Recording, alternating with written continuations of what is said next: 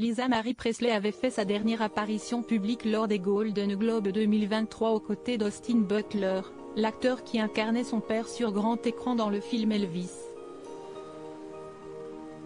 Le vendredi 13 janvier, un article publié par le média britannique The Sun révélait que Lisa Marie Presley avait trouvé la mort à la suite d'un combat contre son addiction à des médicaments prescrits sur ordonnance. La fille du King et de Priscilla Presley sera prochainement inhumée aux côtés de son père à Graceland et de son fils Ben qui s'était suicidé à l'âge de 27 ans en 2020. C'est dans sa maison de Los Angeles que la chanteuse de 54 ans avait brutalement perdu connaissance.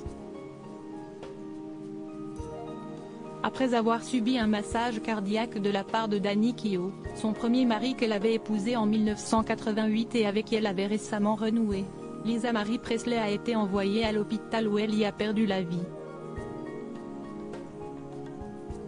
C'est sa mère Priscilla, maintenant âgée de 77 ans qui en avait fait l'annonce. Si est avec le cœur lourd que je dois partager la nouvelle dévastatrice que ma belle-fille Lisa Marie nous a laissée, avant de poursuivre, c'était la femme la plus passionnée, la plus forte et la plus aimante que j'ai jamais connue.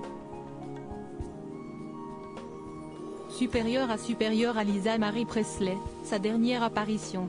2 jours avant sa mort, une santé fragile depuis de nombreuses années en effet, lors de son apparition à la remise des prix à Beverly Hills, Lisa Marie Presley avait suscité l'inquiétude de certains des invités. Toujours selon The Sun, la chanteuse avait déjà suivi un traitement en cure de désintoxication concernant des dépendances à l'alcool et aux drogues. En particulier à la gabapentine, des pilules antalgiques principalement utilisées pour traiter l'épilepsie et la douleur. Celles-ci peuvent aussi être prescrites en cas d'insomnie.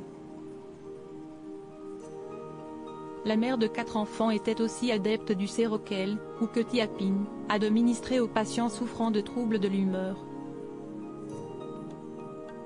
Elle était aussi de plus en plus attirée par l'inhalation de gaz chirurgicaux, utilisés dans les cliniques pour également soulager la souffrance.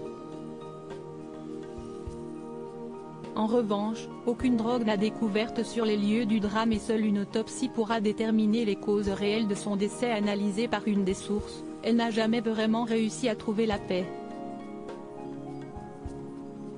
Il semblait toujours y avoir quelque chose qui lui provoquait du stress et de la douleur, même si perdre Ben était le pire de tous, avait-elle ajouté dans les pages du Sun.